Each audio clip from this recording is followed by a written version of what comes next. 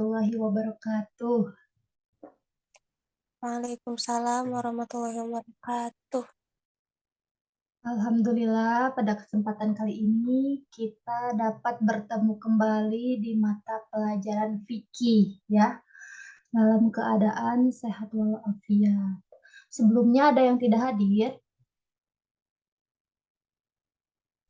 Ada Bu Tiara Andini Iya, kenapa Tiara? yang lagi konser. Ya, gak apa-apa tuh. Iya. Ya, pada kesempatan kali ini, oh iya, sebelum memulai pembelajaran, alangkah lebih baiknya kita berdoa terlebih dahulu. Berdoa dalam hati dimulai. Berdoa selesai bersalam.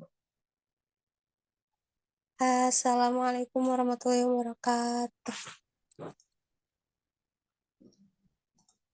Nah, pada kesempatan kali ini kita akan mengenal salah satu tokoh yang menyebarkan agama Islam di Nusantara, khususnya di Pulau Jawa, yaitu Sunan Derajat. Adapun tujuan daripada pembelajaran kali ini yaitu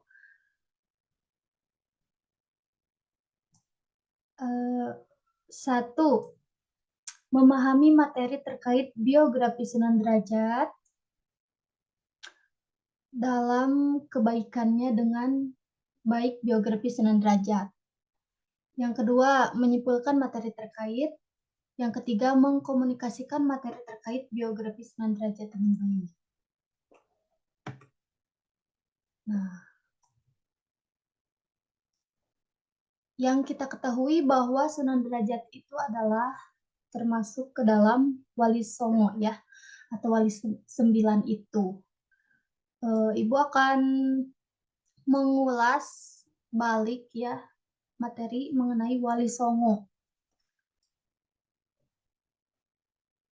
Di sini Ibu akan menjelaskan tentang pengertian Sunan dulu ya, Sunan. Gelar Sunan atau Susuhunan berasal dari kata suhun, kasuhun, sinuhun. Dalam bahasa Jawa kuno yang berarti menghormati. Lazimnya, gelar tersebut digunakan untuk menyebut guru suci atau mursyid thariqah dalam Islam. Kata Wali Songo merupakan bentuk majemuk yang berasal dari kata wali dan songo. Wali yang dimaksud adalah waliullah, yang mempunyai makna orang yang mencintai dan dicintai Allah. Adapun kata songo berasal dari bahasa Jawa yang bermakna 9. Jadi Wali Songo berarti wali 9 yang mencintai dan dicintai oleh Allah. Mereka dipandang sebagai pemimpin dari sejumlah mubalik Islam di Nusantara. Nah, jadi kita pahami bahwasanya Sunan itu adalah gelar bagi waliullah, seperti itu ya. Nah, lalu ada biografi Sunan Derajat. Kelahiran Sunan Derajat. Sunan Derajat diperkirakan lahir pada tahun 1470 Masehi. Sunan Derajat adalah putra bungsu Sunan Ampel dengan Nyi Ageng Manila. Orang tua Sunan Derajat dari jalur ayah bernama Raden Rahmat yang dikenal dengan Sunan Ampel. Nah, jadi Sunan Ampel itu nama aslinya adalah Raden Rahmat. Salah seorang wali songo yang memiliki wilayah dakwah di daerah Ampel Denta, Surabaya. Sementara itu, orang tua Sunan Derajat dari pihak ibu bernama Nyai Ageng Gede Manila atau Chandrawati, putri Arya Teja IV. Seorang adipati Tuban yang masih mempunyai hubungan nasab dengan Ronggolawe.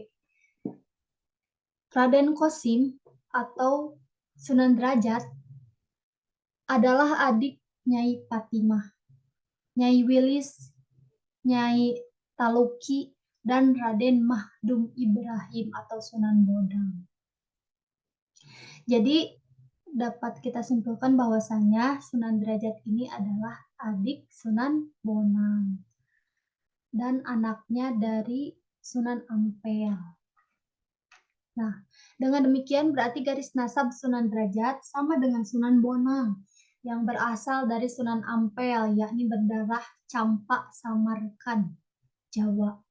Karena Sunan Ampel adalah putra Ibrahim Asmarakandi.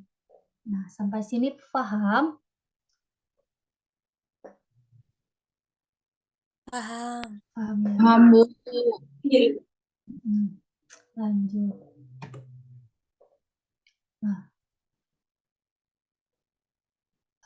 ada peran dakwah ya, materi selanjutnya. Dakwah yang dilakukan oleh Raden Kosim atau Sunan Derajat pada mulanya dilakukan atas petuah Sunan Ampel, yaitu berdakwah ke pesisir pantai Gresik, hingga akhirnya menetap di wilayah Derajat Lamongan. Itu menurut Abdullah 2016.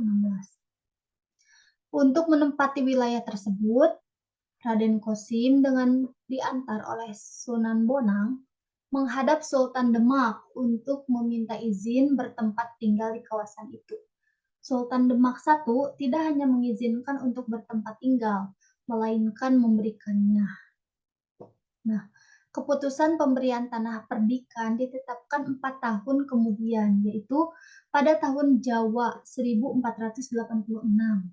Berkenaan dengan tanah perdikan tersebut, Sultan Demak I juga mengangkat R. Imam sebagai penguasa tanah perdikan dengan gelar Sunan Mayang Madi.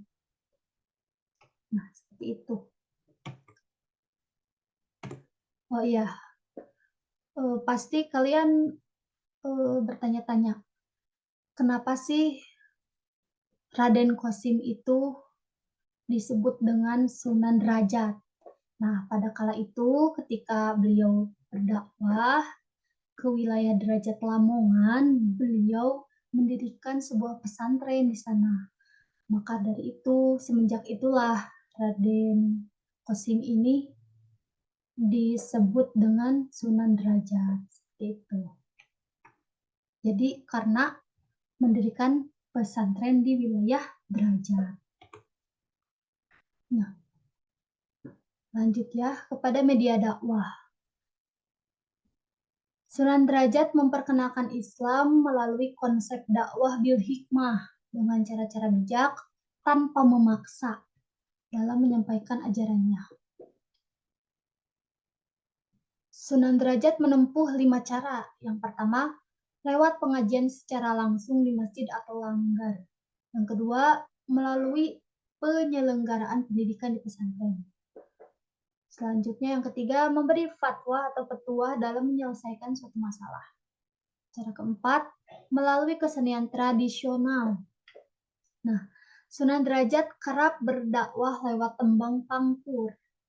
Pangkur itu singkatan ya daripada pangudi isi Quran. Jadi tembang pangkur ini berisi tentang ajaran-ajaran Al-Quran yang dikemas menjadi suatu tembang atau nyanyian dengan diiringi dengan gending seperti itu.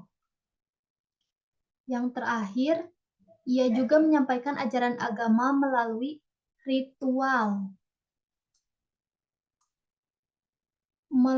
ritual adat tradisional sepanjang tidak bertentangan dengan ajaran Islam. Nah, sampai sini paham? Anak-anak masih ada? Ada, Bu. Nah, Paham, Bu. anak-anak bisa menyimpulkan nggak dari pembelajaran kali ini mengenal Sunan Derajat? Siapa yang mau menyimpulkan sebelum Ibu menyimpulkan pembelajaran kali ini? Coba. Gak mau Ibu malu. Kenapa malu atau jangan malu-malu? Ayo, siapa?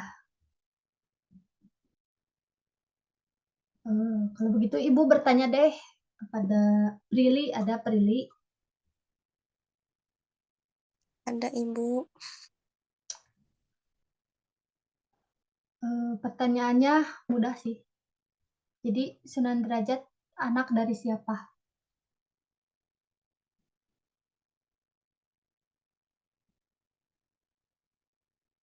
Coba, Sunan Derajat anak dari mana nih? Apa Ibu? Siapakah ayah dari Sunan Derajat? Sunan Ampel. Lalu kakak dari Sunan Derajat adalah Kakak dari Sunan Derajat. Masih buat Prilly nih Ibu. iya, Sunan Bonang. iya betul. Terima kasih untuk Prilly. Tepuk tangan dulu dong. Nah, berarti udah paham ya. Kalau begitu Ibu akan menyimpulkan pembelajaran kali ini. Nah, yang kita ketahui bahwa Sunan Derajat menyebarkan agama Islam dengan cara damai. Beliau senantiasa menghargai sesamanya. Oleh karena itulah Islam dapat diterima oleh masyarakat Jawa. Maka dari itu kita sebagai siswa-siswi harus bisa meneladani sikap Sunan Derajat dengan meniru atau menanamkan perilaku saling menghargai terhadap sesama manusia. Seperti itu. Nah, ada tugas nih ya buat anak-anak semuanya. Silahkan berpasang-pasangan ya, dua orang.